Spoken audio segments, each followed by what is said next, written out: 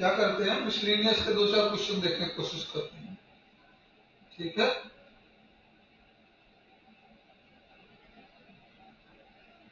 If vector this and this are the position vector of A, B, C, D respectively, and the angle remain reduced that AB and CD are coordinate.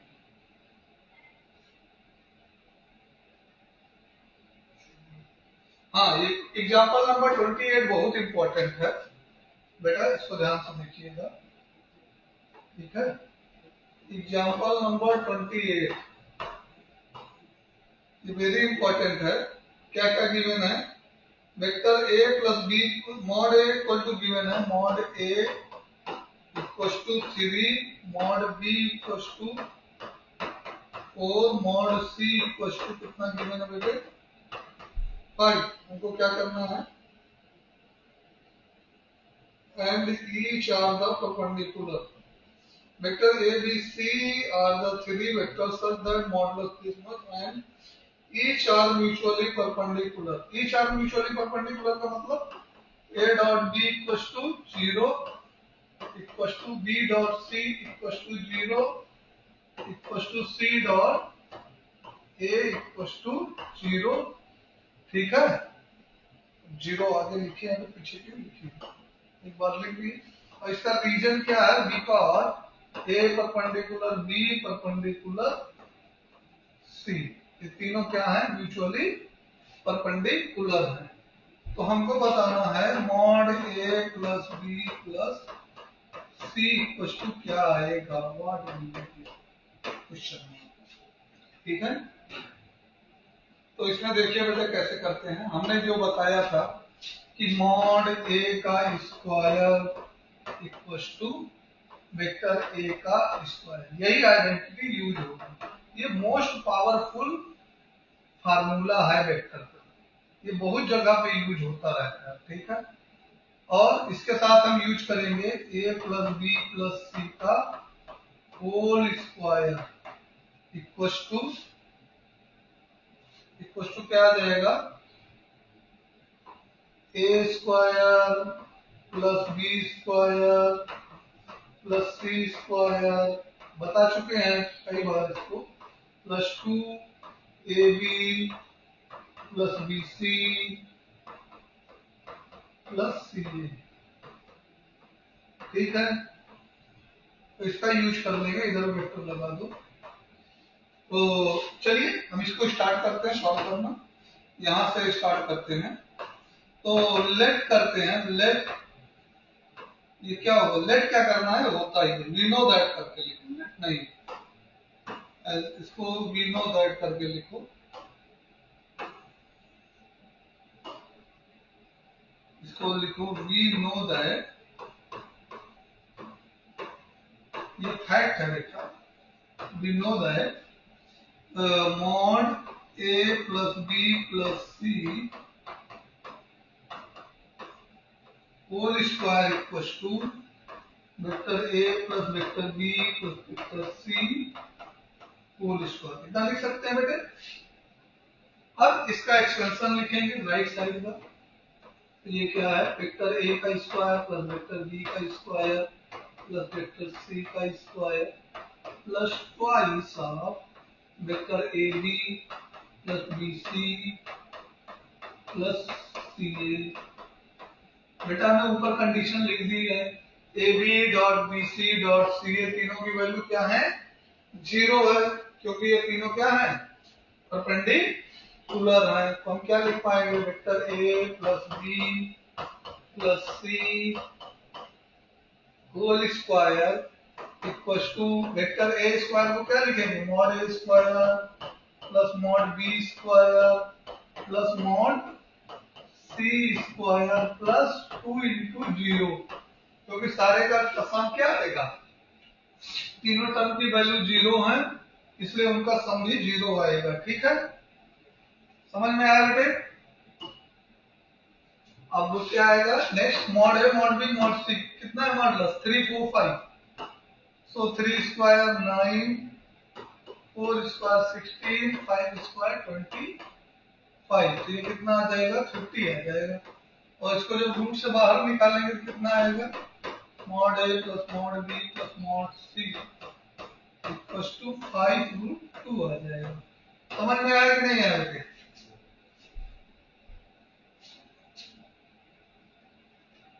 Hello,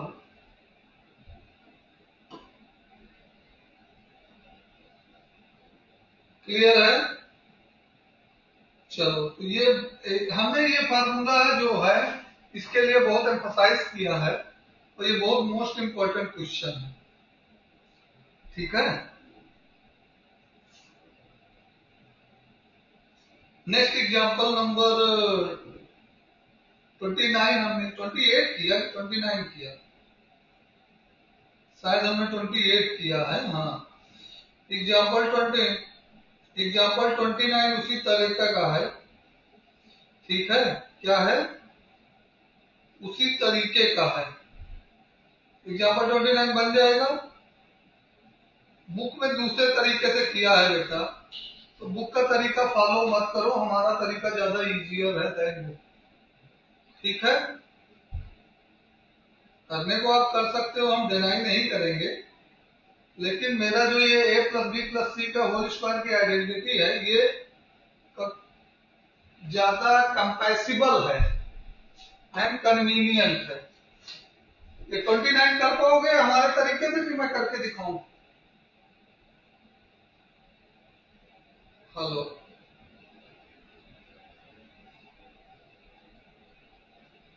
am I audible? हाँ, 29 वाला question कर पाओगे या मैं करके दिखाऊं? क्योंकि ये इंपॉर्टेंट क्वेश्चन है, इस टाइप का क्वेश्चन आता है बोर्ड में बेटा, केवल डिजिट चेंज करेगा, 3 मार्क्स में क्वेश्चन आता है वेक्टर का, इस टाइप का क्वेश्चन। बस बेटा बहुत कुछ इजी क्वेश्चन है। हमें क्या गिवन है? हमें गिवन है कि vector ABC satisfy the condition, मतलब कंडीशन क्या गिवन है, vector a plus b plus c equal to 0 given है। ऑलराइट, ये हो गया, ठीक है। नेक्स्ट क्या गिवन है, हमको फाइंड करना है इवेल्युएट क्वांटिटी म्यू। म्यू की वैल्यू क्या दी है, a dot b plus b dot c and plus c dot a, ठीक है। ये गिवन है हमको म्यू, इसी को फाइंड करना है, ठीक है। और साथ में हमको गिवन है mod a mod b, mod a कितना 3, मॉड b कितना गिवन है 4 एंड मॉड c कितना गिवन है 2 गिवन है। ये क्वांटिटी हमको गिवन है, ठीक है बेटे। अब यहां से देखो ध्यान से, हमने क्या करना है, हमने कुछ नया नहीं करना है, हमने जो पिछला क्वेश्चन था उसी को इम्प्लीमेंट करना है, ठीक है। वही आइडेंटिटी वही फॉर्मूला इम्प्लीमेंट करना है, ऑलराइट। तो क्या करते हैं, हम कुछ नहीं करते, हम इसका स्क्वायरिंग हम बोथ साइड कर देते हैं, a प्लस बी प्लस सी का whole square equal to 0 square, alright. इतना क्लियर था? यू नो बेटा, में 0 का स्क्वायर 0 ही आना है, और इसके स्क्वायर में अपनी पिछली आइडेंटिटी लगा दो, a square plus B square plus C square and plus twice of A B dot B C plus C A, यही है ना। अब ए स्क्वायर को हम क्या लिख पाएंगे, मॉड ए का स्क्वायर लिख पाएंगे बेटा, मॉड बी का स्क्वायर लिख पाएंगे, मॉड सी का स्क्वायर लिख पाएंगे, और प्लस 2 ब्रैकेट वाला ही तो म्यू है। मॉड ए की वैल्यू कितनी है 3, 3 का स्क्वायर 9 प्लस 2 4, 4 का स्क्वायर 16 प्लस सी का square 4 equal to plus 2 mu equal to 0। देख रहे हैं कितना इजी जा रहा है बेटे, समझ में आया? कितना आ जाएगा 20 20 20 20 29 माइनस 29 हो जाएगा, और यहां से म्यू की वैल्यू कितनी आ जाएगी -29/2, तो ये आइडेंटिटी जो है पावरफुल है, इस पर बेस्ड बहुत क्वेश्चन पूछे जाते हैं। ठीक है, समझ में आया बेटे? हेलो, अक्षर आपको? चलिए क्वेश्चन नंबर हम 30 करते हैं। देखिए मिसलेनियस के क्वेश्चन हमको अटेम्प्ट कराने पड़ेंगे। ठीक है, क्वेश्चन नंबर एग्जांपल नंबर 30 क्या है? एग्जांपल नंबर 30 क्या है? If the reference of the right handed system, reference मतलब coordinate system, mutually perpendicular I J K, मतलब आईजे के का नॉर्मल जो है कन्वीनियंस जो है वही है। अल्फा की वैल्यू गिवन है हमको, क्या गिवन है? वेक्टर अल्फा गिवन है 3i माइनस जे। वेक्टर बीटा कितना गिवन है? 2i प्लस जे माइनस 3k। ठीक है, अब क्या कह रहा है? Beta can be express in the form of, beta को तोड़ा जा सकता है, beta 1 plus beta 2, beta 1 plus beta को दो वेक्टर बीटा 1 और बीटा 2 में ब्रेक किया जाता है, such that beta 1 parallel to alpha and beta 2 perpendicular to alpha, perpendicular to alpha. Alright, ये क्लियर है? ठीक है, तो हम बीटा 1 पैरेलल टू अल्फा, ध्यान से इसको देखो, बीटा 1 पैरेलल टू अल्फा। ठीक, तो यहां से हम क्या कंसीडर करते हैं, इसको अच्छे से देखो, beta 1 equal to lambda alpha. हमने क्या बताया? Vector a parallel vector b, इसका मतलब क्या हुआ? Vector a equal to lambda vector b, यही तो बताया था। तो यही कॉन्सेप्ट हम यूज करने चल रहे हैं। तो vector beta 1 equal to lambda vector alpha. Vector alpha हमको मालूम है, हम यूज कर लेंगे जब जरूरत पड़ेगी। अब बचा वेक्टर बीटा 2। वेक्टर बीटा 2 क्या आ जाएगा? वेक्टर बीटा 2 आ जाएगा बीटा माइनस बीटा 1, क्योंकि यहाँ पे जो हमारा है बीटा इक्वल टू, यहाँ पे जो है हमारा ये बीटा इक्वल टू, ये beta equal to beta 1 plus beta 2 है। तो यहां से हम बीटा 2 निकाल लेंगे ट्रांसपोज करके, बीटा माइनस बीटा 1, और बीटा 1 की ये वाली वैल्यू उठा के यहां रख देंगे। Beta 2 equal to beta minus lambda alpha. ठीक है, ये तो आ गया बीटा 2। जहां बीटा और अल्फा की वैल्यू यूज करनी होंगे अपना यूज करेंगे। नेक्स्ट कंडीशन क्या है हमारे पास?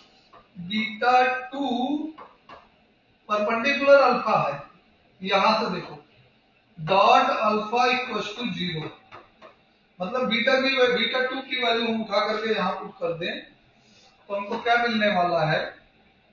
Beta minus lambda alpha. Arrow लगा लेना बेटा हर जगह, और कहीं मिसिंग तो नहीं है? नहीं मिसिंग है। तो इनटू अल्फा इक्वल टू 0, तो यहां से मल्टीप्लाई करेंगे तो ये beta dot alpha minus lambda alpha square equal to 0, तो beta dot alpha equal to lambda a square. ठीक है, तो लेमडा की वैल्यू क्या आ जाएगी? Alpha dot beta upon alpha का होल स्क्वायर, ये अल्फा है, ए बन जाता है, और मॉड अल्फा का होल स्क्वायर। ये समझ में आया? लैम्डा की वैल्यू कैसे हमने निकाल ली? हमने कोई कैलकुलेशन नहीं किया, सारा कैलकुलेशन लास्ट में करेंगे बेटे, ठीक है? सारा काम अलजेब्रिक किया है, आईजेके का यूज ही नहीं किया अभी तक। अब अल्फा इंटू बीटा कितना आने वाला है बेटे? यहां से अल्फा इंटू बीटा कितना आने वाला है? आई आई जे जे के याद करो।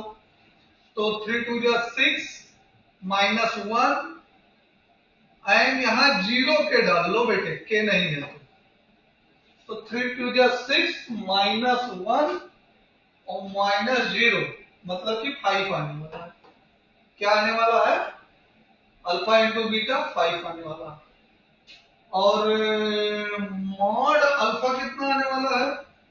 मॉड अल्फा कितना आने वाला है? ये √10 आने वाला है। ध्यान से देखो, 3 3 जा 9, ये कितना आ गया? √10। और इसका स्क्वायर कर देंगे मॉड अल्फा का, तो कितना आ गया? 10। मतलब लैम्डा की वैल्यू कितनी आ गई बेटा? लैम्डा की वैल्यू 5/10 यानी कि 1/2। समझ में आया या नहीं? बोलो हेलो। हाँ हाँ, समझ लो आराम से, हम टाइम दे रहे हैं, वेट कर रहे हैं। कहीं अगर ना समझ में आए, देखिए हमने कोई कैलकुलेशन वेक्टर का नहीं किया, मतलब आईजेके का कोई कैलकुलेशन नहीं किया। हमने सारा calculation given condition and given property का किया वेक्टर का। हाँ, ये अल्फा डॉट बीटा, ये हमें बीटा टू परपेंडिकुलर, हाँ बीटा टू परपेंडिकुलर अल्फा दिया है ना, बीटा टू परपेंडिकुलर अल्फा दिया है ना बेटे यहाँ पे। तो beta two into alpha equal to 0। और ये जो हम एरो से मार्क कर रहे हैं, देखो यहाँ पे बीटा बीटा परपेंडिकुलर अल्फा, तो बीटा टू परपेंडिकुलर अल्फा, और ये जो बीटा टू की वैल्यू है उसको इसमें रख दिया हमने। बीटा टू की वैल्यू क्या है? बीटा माइनस लैम्डा अल्फा, ठीक है? अब इसको अल्फा को अंदर मल्टीप्लाई कर दिया मैंने, ये अल्फा जो है ब्रैकेट के अंदर इंटू हुआ, तो beta dot alpha minus lambda alpha square, ये अल्फा है बेटे, ये अल्फा है, ठीक है? तो ये तुम्हारा हो गया beta dot alpha. Beta dot alpha लिखो चाहे अल्फा डॉट बीटा लिखो, lambda equal to alpha dot beta upon mod alpha square. अब लैम्डा की वैल्यू मिल गई है, तो बीटा 1 निकालने के लिए अल्फा को लैम्डा से माइनस कर दो, लैम्डा से मल्टीप्लाई कर दो। मतलब कि बीटा 1 निकालने के लिए क्या करना है? 1/2 अल्फा कर देना है। तो 1/2 अल्फा की वैल्यू कितनी थी हमारी? 3i माइनस जे। लो ये हो गया 3i माइनस जे, ये खत्म कहानी इसकी। और बीटा 2 निकालने के लिए क्या करना होगा अपने को?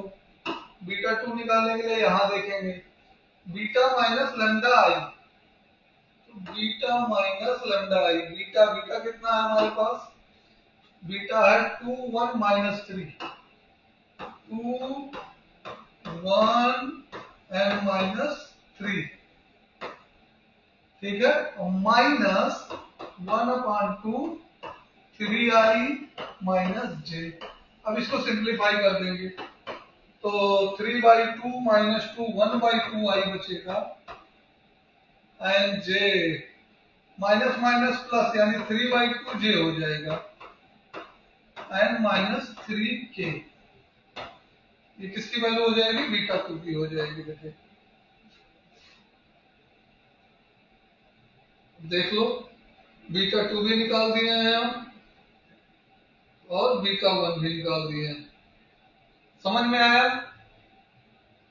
सेम क्वेश्चन बोर्ड में पूछा जा चुका है और सेम टाइप का भी पूछा जा चुका है, मतलब कि प्रोसेस और कॉन्सेप्ट सेम था, वेक्टर चेंज थे। तो मेनी टाइम ये क्वेश्चन रिपीट हुआ है 3 मार्क्स से लेकर के 2 मार्क्स के बीच में।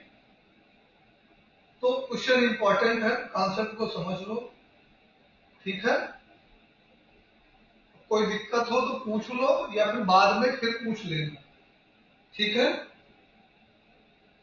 तो एटलीस्ट एग्जाम्पल तो हम करा दिए हैं और एक्सरसाइज तुम लोगों के लिए छोड़ देता हूं, ठीक है। और हम 3D स्टार्ट कर लें, आधा घंटा कम से कम थोड़ा बहुत तो 3D का इंट्रोडक्शन कर ही दें। हाँ, तो तुम्हारा कुछ ना कुछ रह जाए, फिर कल डाउट का सेशन भी ले लेंगे, देखेंगे, और जो भी होगा उसमें वेक्टर पूरा अच्छी तरीके से खत्म हो जाएगा। देखो 3D एंड वेक्टर दोनों मिला के एक यूनिट बनाते हैं और दोनों आपस में काफी कोरिलेटेड है बेटे, ठीक है। 3D एंड वेक्टर दोनों क्या है, आपस में काफी कनेक्टेड है एक दूसरे से।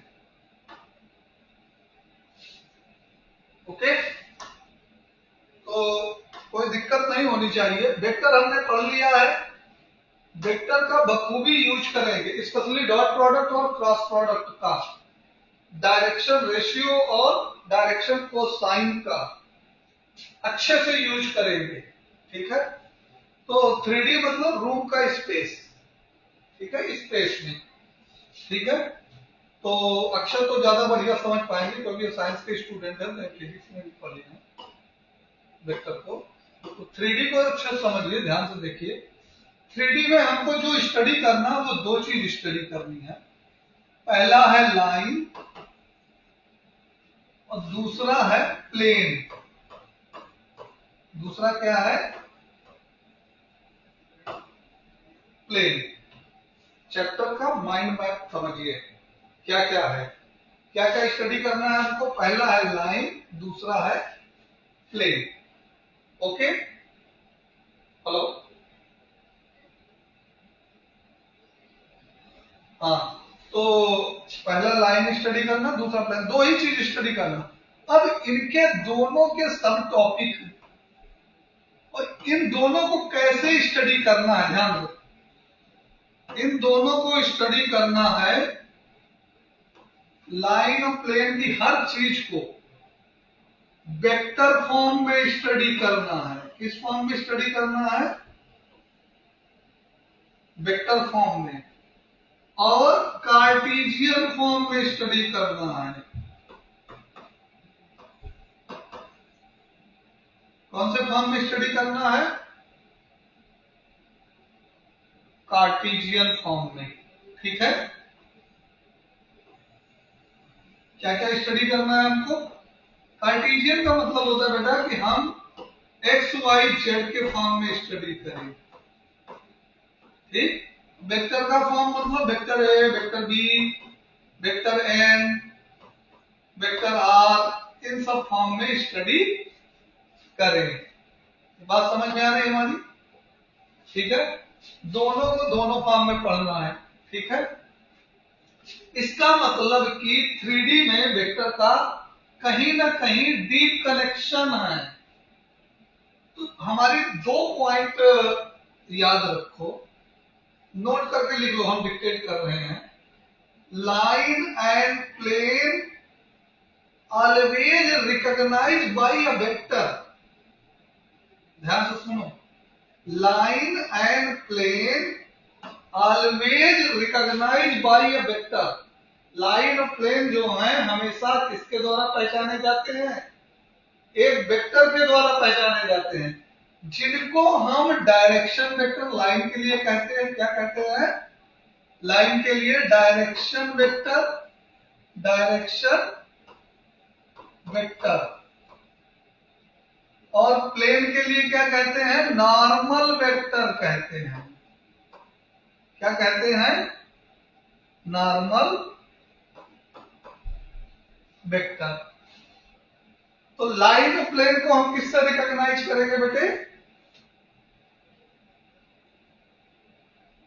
हेलो,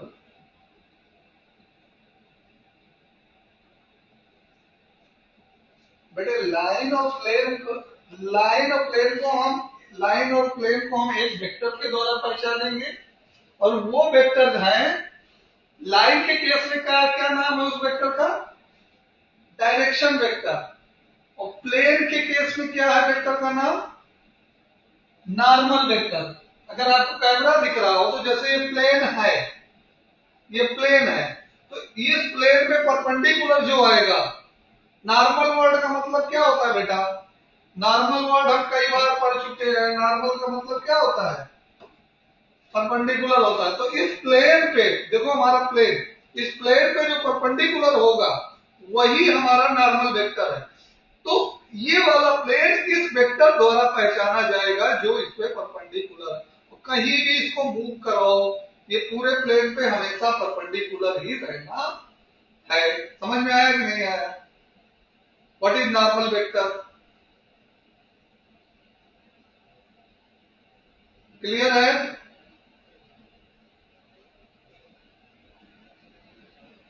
ठीक है।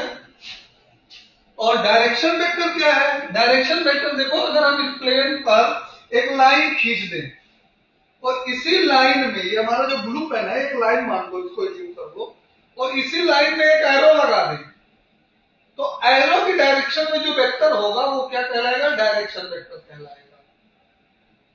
क्या कहलाएगा? मान लो अभी कैप की तरफ, जिधर कैप है हमारा पेन का, उधर एरो मान रहे हैं, तो एक वेक्टर जो हमारा कैप की तरफ दिशा करके रहेगा, वो अब चाहे यहां ऊपर नीचे कहीं भी हो, लेकिन डायरेक्शन उसका कैप में होगा, तो वो लाइन का डायरेक्शन वेक्टर कहलाएगा। क्योंकि एक वेक्टर जो लाइन के डायरेक्शन में हो वो क्या कहलाता है? Direction vector. और एक वेक्टर जो प्लेन के नॉर्मल हो, अब ये नॉर्मल इनसाइड भी हो सकता है, आउटसाइड भी हो सकता है, कोई मतलब नहीं। तो plane and line always recognise by a vector named as direction vector और line and normal vector for plane. इतनी बात समझ में आई? प्लेन और लाइन पढ़ने के पहले सबसे पहले दो चीजें जानना इंपॉर्टेंट है कि लाइन जब तक हम पढ़ेंगे तब तक हम एक वेक्टर का नाम लेते रहेंगे जिसको हम क्या कहेंगे? Direction vector. ठीक है? ऑलवेज डायरेक्शन वेक्टर को हम यूज करते रहेंगे। और कोई भी लाइन अपने डायरेक्शन वेक्टर के द्वारा पहचानी जाती है। लाइन के बारे में कुछ भी हमको बताना है तो हम उसके डायरेक्शन वेक्टर के बारे में बताएंगे। लाइन के बारे में कुछ भी हमसे पूछा जाएगा तो हम क्या बताएंगे? उसके डायरेक्शन वेक्टर के बारे में बताएंगे। तो अल्टीमेट लाइन के बारे में बताना मतलब एक वेक्टर के बारे में बताना, जिस वेक्टर को हम क्या कहते हैं? डायरेक्शन वेक्टर कहते हैं। इसी तरह प्लेन के बारे में हमको कुछ भी पूछेगा तो हम क्या बताएंगे? प्लेन के बारे में हमको कुछ भी पूछेगा तो हम एक वेक्टर के बारे में बताएंगे जिसके द्वारा वो प्लेन जाना जाएगा, और उस वेक्टर को हम नॉर्मल वेक्टर के नाम से जानते हैं। तो किसी प्लेन के बारे में कोई भी इंफॉर्मेशन मुझसे मांगेगा तो मैं क्या बताऊंगा? एक वेक्टर के बारे में बताऊंगा जो कि नॉर्मल वेक्टर है। ठीक, अब इनके सिंबल भी जान लेते हैं। हाँ, डायरेक्शन वेक्टर को हम वेक्टर बी से लिखेंगे हमेशा, और नॉर्मल वेक्टर को हम वेक्टर स्मॉल एन या कैपिटल एन कोई भी यूज कर सकते हैं, चाहे जैसे यूज करो। इसीलिए हमने दोनों लिख लिया। मैं अपना पर्टिकुलर स्मॉल एन ज्यादा यूज करूंगा। ठीक है? क्लियर है पॉइंट? हेलो,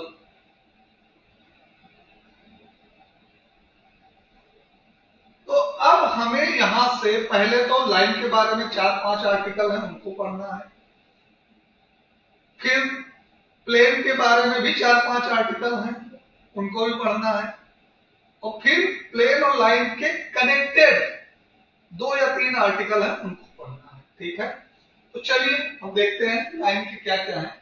सबसे पहले लाइन की स्टडी करते हैं हम।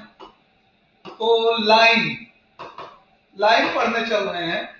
3D प्लेन है हमारा। 3D प्लेन में कोई पॉइंट है, जैसे हमारा ये बोर्ड प्लेन ऑफ पेपर है, ये कोई पॉइंट है, इस पॉइंट पे एक लाइन है। ठीक है?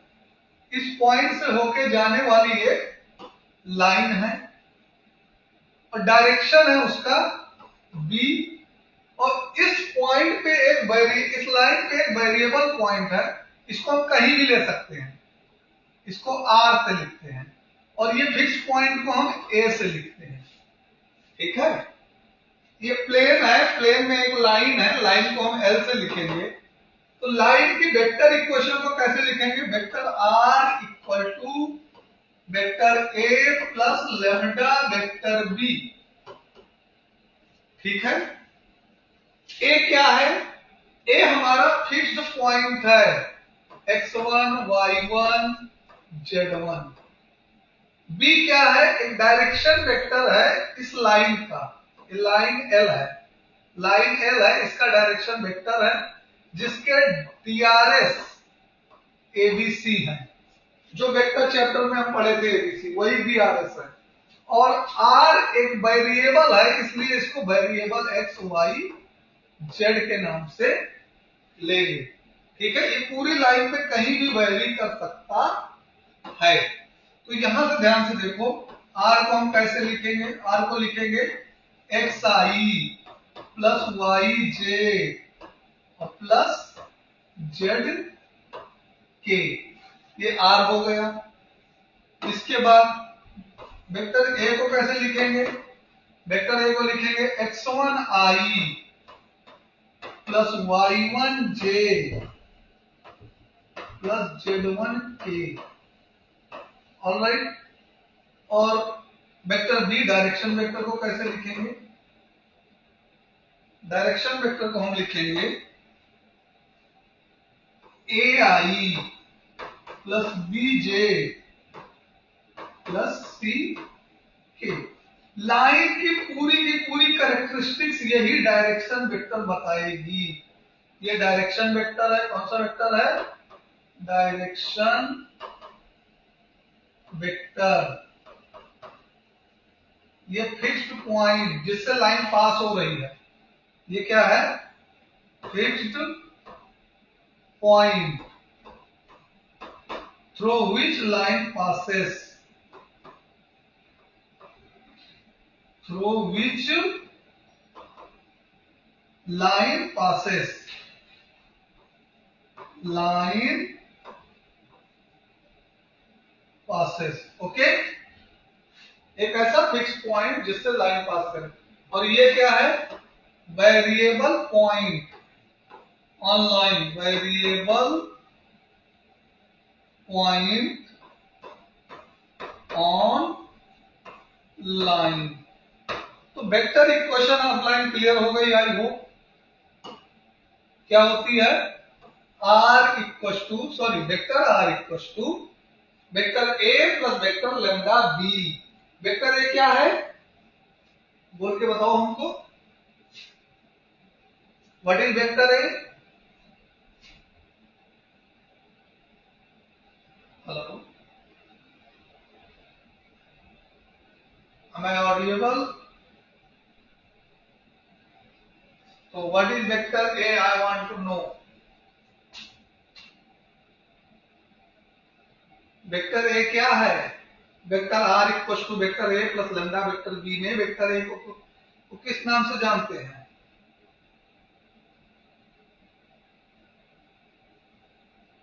हेलो,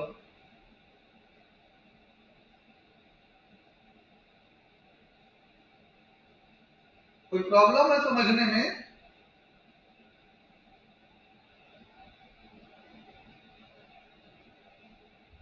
हेलो,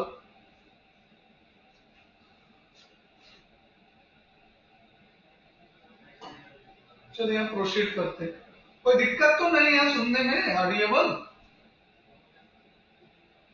चलिए, तो लाइन की वेक्टर इक्वेशन का फॉर्म क्या है? वेक्टर ए प्लस लेमडा वेक्टर बी।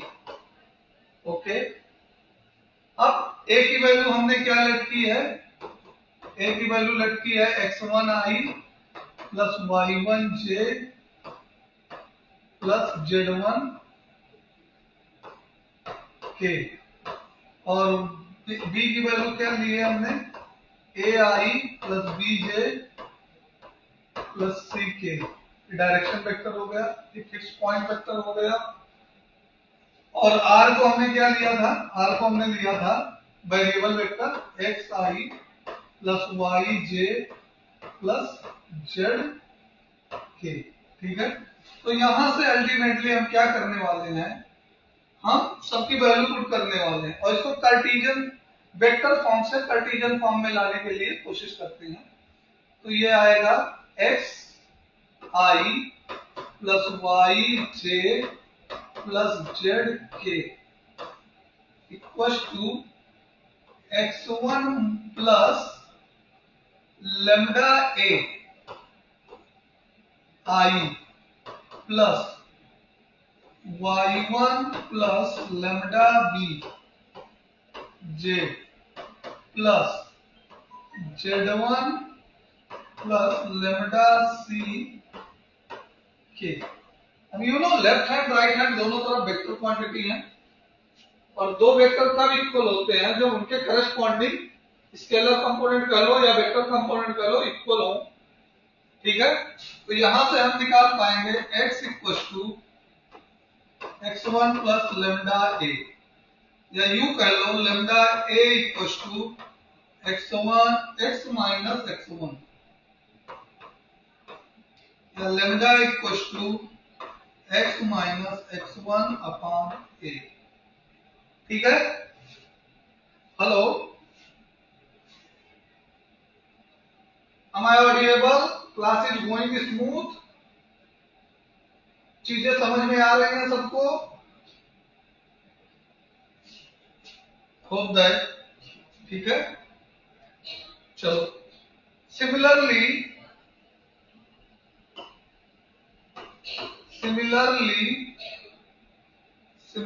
क्या कह पाएंगे हम, lambda equal to y minus y1 upon b and lambda equal to z minus z1 upon c। यहां तक किसी को कुछ ना समझ में आया हो, कोई दिक्कत हो तो बोलो।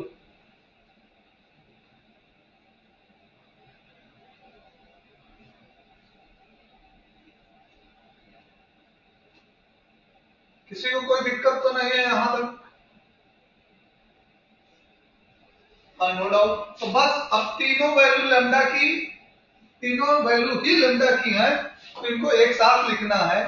x minus x1 upon a equal to y minus y1 upon b equal to z minus z1 upon c equal to lambda.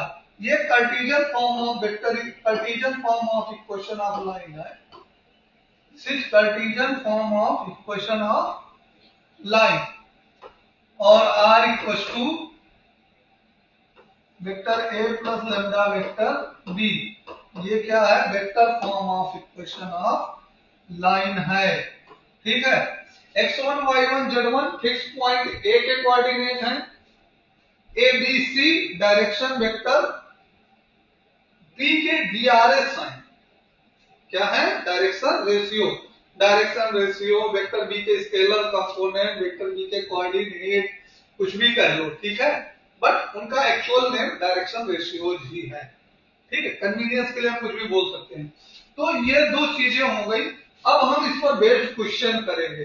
बहुत क्वेश्चन दिया रहता है, लाइन जो है वेक्टर फॉर्म में दे दी जाएगी, कार्टेशियन फॉर्म में पूछेगा, कार्टेशियन फॉर्म में पूछेगा, वेक्टर फॉर्म में दे दिया जाए, मतलब कार्टेशियन में दे देगा, वेक्टर फॉर्म में पूछेगा, या कन्वर्ट करने को कहेगा, कन्वर्ट करके लिखो। ठीक है, तो हम इस पर क्वेश्चन करना स्टार्ट करते हैं। रेडी हो? फार्मूला समझ में आया वेक्टर का, लाइन का? चलिए फिर हम 3D खोलते हैं और 3D से देखते हैं क्वेश्चन।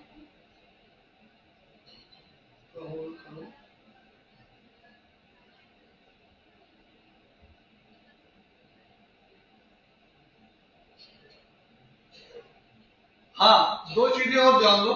जब भी डिसीज DRS हमसे लाइन का पूछेगा, हमने कहा लाइन के बारे में कुछ भी पूछेगा तो हम क्या बताएंगे, उसके डायरेक्शन वेक्टर के बारे में बताएंगे। DRS ऑफ लाइन पूछेगा तो हम क्या बताएंगे, DRS ऑफ डायरेक्शन वेक्टर बताएंगे। डिसीज ऑफ लाइन पूछेगा तो हम क्या बताएंगे, डिसीज ऑफ डायरेक्शन वेक्टर बताएंगे।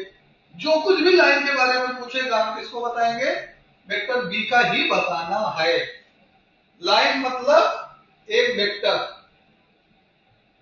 क्लियर है?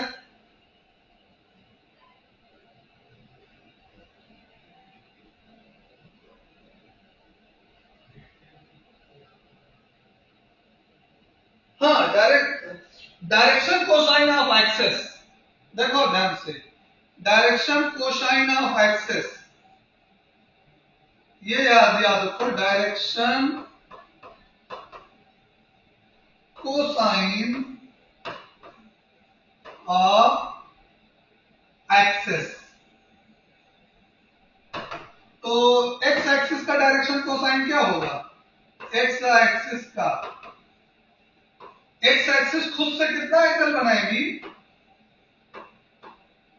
एक्स एक्सिस अपने खुद से कितना एंगल बनाएगी? 0 डिग्री। वाई एक्सिस से कितना एंगल बनाएगी? 90 डिग्री। और जेड एक्सिस से कितना एंगल बनाएगी? 90 डिग्री। तो इस तरह से क्या आ गया? 1 0 0। ये डायरेक्शन कोसाइन है, ठीक है, समझ में आया? वाई एक्सिस का क्या आ जाएगा बेटे? वाई एक्सिस एक्स एक्सिस से कितना एंगल बनाएगा? 90। वाई एक्सिस खुद से कितना एंगल बनाएगा? 0। एंड वाई एक्सिस जेड से कितना एंगल बनाएगा? तो इसका डिसीज कितना आ गया? 0 1 1। मतलब क्या कर रहा है? जिस एक्सिस का नाम ले रहा है उसकी जगह तो 1 आ रहा है, बाकी सबकी जगह क्या हो जा रहा है? 0 हो जा रहा है बाकी सबकी जगह, ठीक है। इसी तरह जेड एक्सिस, इसका अब हम बीच वाला नहीं लिखेंगे, इसका डायरेक्ट लिख रहे हैं लास्ट वाला, क्या आएगा? 0 0 1, ठीक है। तो एक्सिस के डिसीज क्लियर हो गए। एक्सिस के डिसीज में कोई डाउट?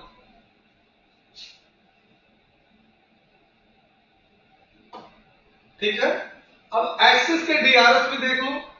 डीआरएस होने के लिए कुछ यूनिट दूर है, देखो जैसे कोई पॉइंट है, एक्स एक्सिस पे यहां पे है तो ए है, वाई एक्सिस पे यहां पे है तो बी है, और जेड एक्सिस पे यहां पे है तो सी है। तो अगर कोई एक्स एक्सिस पर ही है तो वहां पे क्या आएगा? ए आई प्लस 0 जे प्लस 0 के। तो इसका डीआरएस क्या आ जाएगा? ए 0 0। ये एक्स एक्सिस का डीआरएस हो गया। अगर कोई पॉइंट वाई एक्सिस पर है तो इसको क्या लिखेंगे? 0 आई प्लस बी जे प्लस 0 के। अब वाई एक्सिस का डीआरएस क्या हो जाएगा? 0 बी और 0। कोई पॉइंट जेड एक्सिस पे है तो क्या लिखेंगे? 0 आई प्लस 0 जे प्लस सी के, ठीक है। तो इसका डीआरएस क्या लिखेंगे? 0 0 सी। ये एक्सिस के डीआरएस है, डीआरएस ऑफ एक्सिस। अच्छा बेटा, डीआरएस वो चीज होती है जो वेक्टर के स्केलर कंपोनेंट होते हैं, उन्हीं को हम डीआरएस कहते हैं, ठीक है। तो डिसीज वो होता है जो उसका कोसाइन, जो एंगल बनाती है एक्सिस से, उस एंगल का कास थीटा, ठीक है। तो यहां से डिसीज और डीआरएस के बारे में हम सीख लिए, ये हम वेक्टर में सीखे थे, साथ में यहां भी सीख लिए। तो हमारा ये यहाँ पे क्वेश्चन है, फाइंड द एग्जांपल नंबर 4 था। पहले यहां पे अच्छे से देख लो, पहला क्वेश्चन है फाइंड द डायरेक्शन कोसाइन। ध्यान सुनो, एग्जांपल नंबर 3 ले रहा हूं मैं। क्या कह रहा है? Find direction cosine. Direction cosine मतलब DCs of line passing through,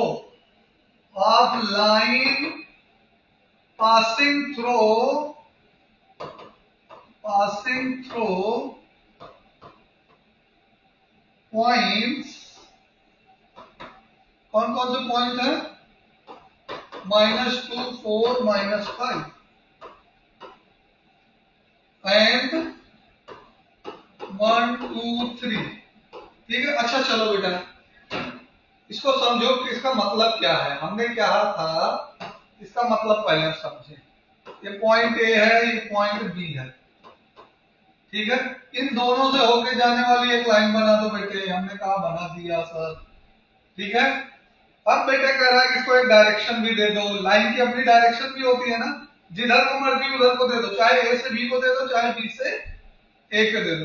ए के कोऑर्डिनेट हमको दिए हैं, हाँ सर दिए हैं, 0 4 -5। बी के कोऑर्डिनेट गिवन है, हाँ सर गिवन है, 1 2 3। ऑलराइट, क्या हम डायरेक्शन वेक्टर निकाल पाएंगे?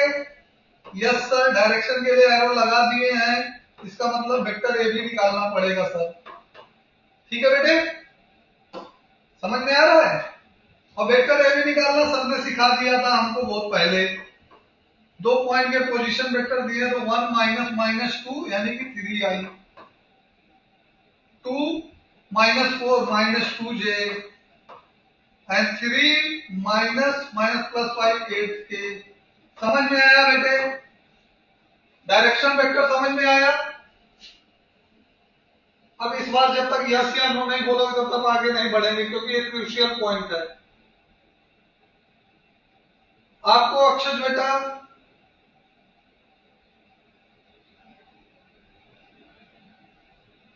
डायरेक्शन समझ में आ गया?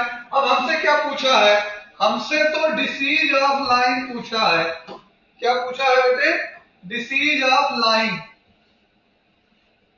लेकिन हम तो वेक्टर निकाले हैं ना, लाइन का तो कुछ निकाले नहीं। लेकिन अभी 15-20 मिनट पहले से हम बता रहे हैं कि हमसे क्या पूछेगा। लाइन के बारे में कुछ भी पूछेगा तो हम वेक्टर के बारे में बताएंगे, और वो वेक्टर क्या होगा? डायरेक्शन वेक्टर होगा, ठीक है। तो पहले तो इस डायरेक्शन वेक्टर का मैग्नीट्यूड निकाल दो। डायरेक्शन वेक्टर का क्या मैग्नीट्यूड निकाल दो, कितना आने वाला है? बोलो जल्दी से।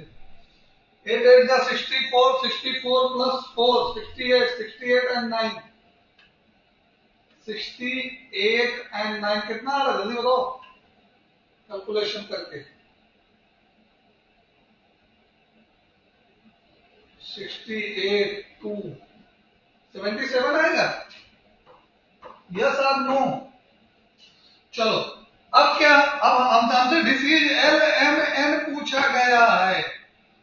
क्या पूछा गया? हमसे डिसीज एल एम एन पूछा गया, जो कि ए बाई मॉड बी होगा। अब देखो, यहां पे हम वेक्टर में पढ़ते वक्त हम मॉड बी की जगह मॉड ए लिखते थे, क्योंकि वहां पे वेक्टर ए लिखते थे। यहां पे ये डायरेक्शन वेक्टर का सैंपल बी है, तो इसलिए हम वेक्टर बी लिखेंगे, ठीक है। और b upon mod vector b, ये मॉड वेक्टर बी दूसरा है और बी दूसरा है। बी वाई एक्सिस के अलावा स्केलर कंपोनेंट है, और मॉड वेक्टर बी पूरे वेक्टर बी का मैग्नीट्यूड है डायरेक्शन वेक्टर का। और सी अपॉन मॉड वेक्टर सी। अब बना देंगे हम डीआरएस, सॉरी डिसीज। डिसीज बता देंगे हम, कितना होगा बेटे डिसीज? ये 3 - 3 अपॉन √77, 3 अपॉन √77 -2 अपॉन √77 एंड तीसरा क्या है? 8 अपॉन √77। ये एल एम एन की वैल्यू हो गई, और यही डिसीज है। समझ में आया कि नहीं आया? वो जल्दी से बताओ हमको। आ गया? अच्छे से आ गया, खूब अच्छे से आ गया डिसीज। तो लाइन के बारे में कुछ भी पूछे तो हमको किसके बारे में बताना होगा? किसके बारे में बताना होगा?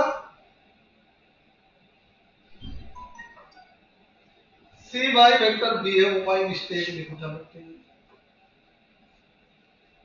ठीक है। उसको करेक्ट कर दिया मैंने, अब ठीक है। तो हमसे अगर किसी भी लाइन के बारे में कुछ भी पूछा जाएगा तो हम किसके बारे में रिस्पॉन्स करेंगे? उसके डायरेक्शन वेक्टर के बारे में रिस्पॉन्स करेंगे। लाइन अपने डायरेक्शन वेक्टर के द्वारा पहचानी जाती है। अच्छा, हमसे यहाँ पे डीआरएस पूछता लाइन का तो क्या बताते हैं? Find the DRS of line. DRS of line क्या बताते हैं? कौन बता रहा है डीआरएस क्या होगा लाइन का? जल्दी से बताओ डीआरएस क्या होगा लाइन का।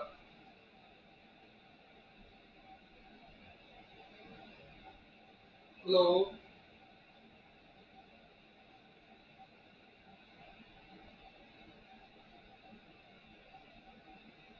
नहीं समझ में आ रहा जो पूछ रहे हैं? हाँ हाँ हाँ, वही वैल्यू बतानी है।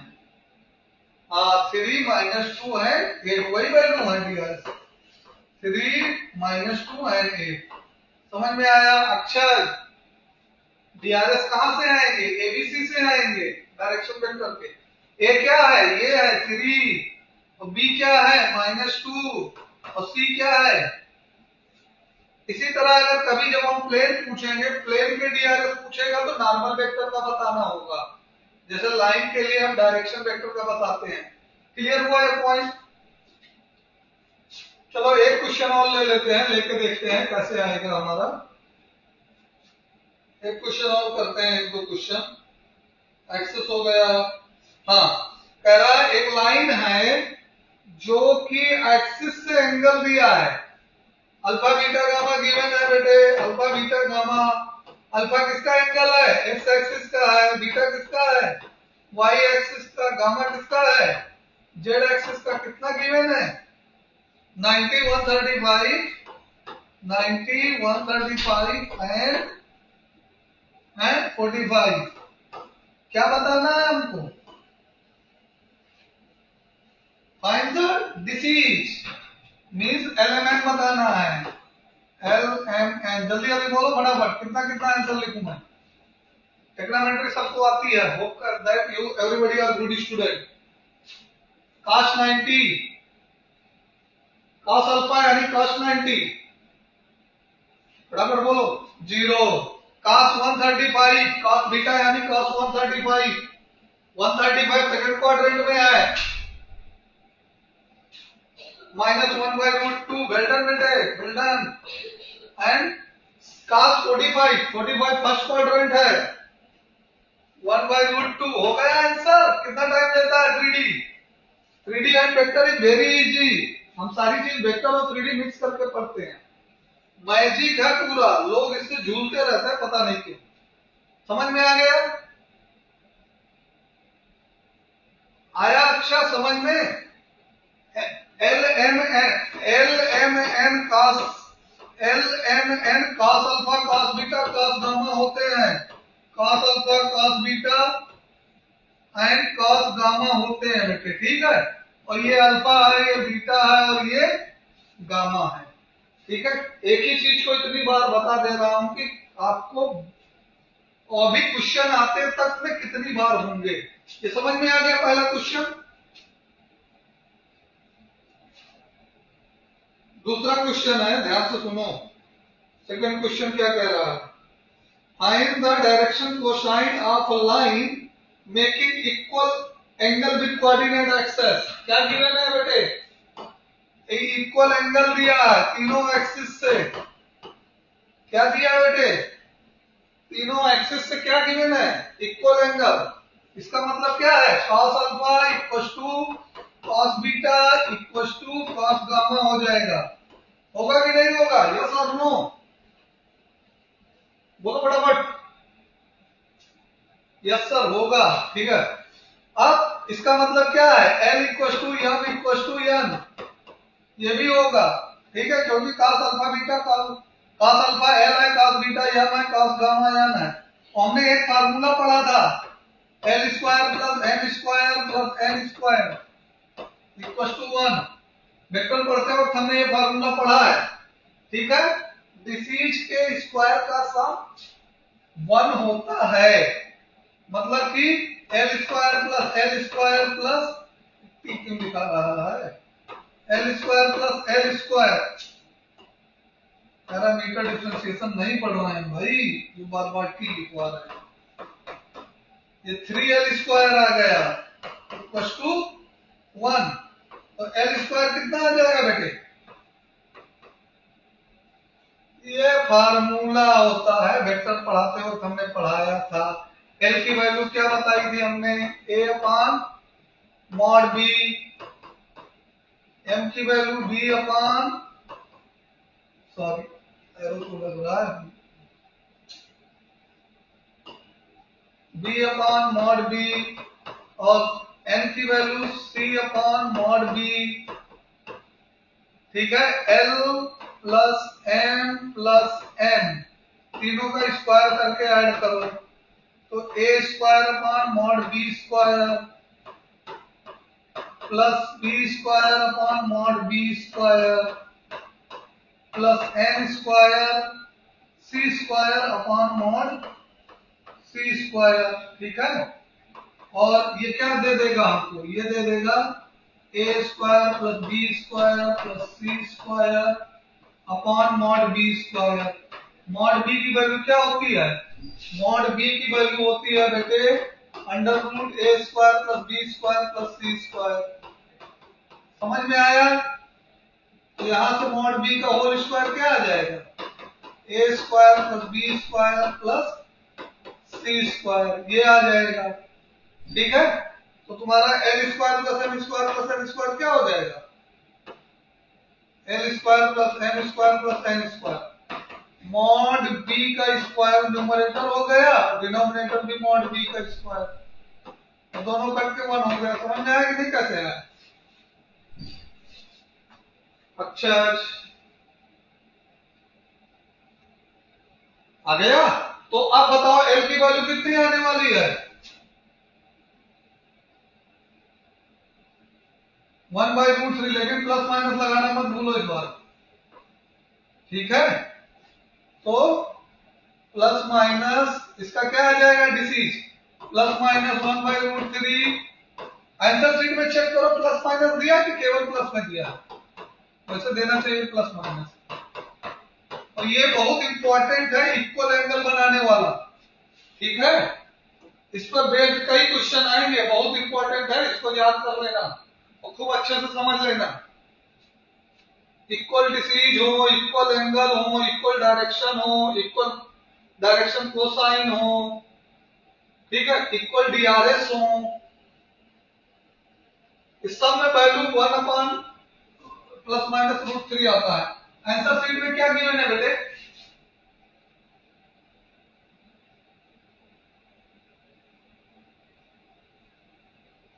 हेलो,